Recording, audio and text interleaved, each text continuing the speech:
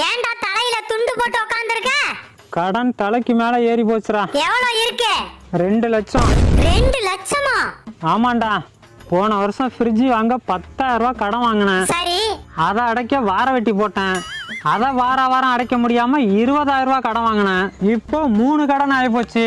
சரி, 3ஐயும் மொத்தமா அடைச்சுக்கலான்னு 50,000 ரூபாய்க்கு லோனை போட்டேன். அடைச்சியா? அடைச்சேன்.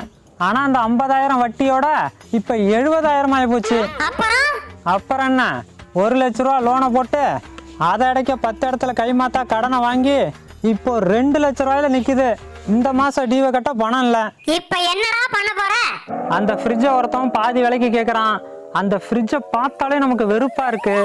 அதான் இந்த மாசம் டியூவுக்கு அதை வித்து கட்டிப்பலான்னு பாக்குறேன். அதுக்கேண்டா ஃப்ரிட்ஜ் வாங்குன? 10 நாளைக்கு வேலைக்கு போயிருந்தா கடனே இல்லாம வாங்கிக்கலாம்ல. அந்த அறிவு இப்பதானே வருது. வந்துச்சுல்ல, போய் வேலை செஞ்சு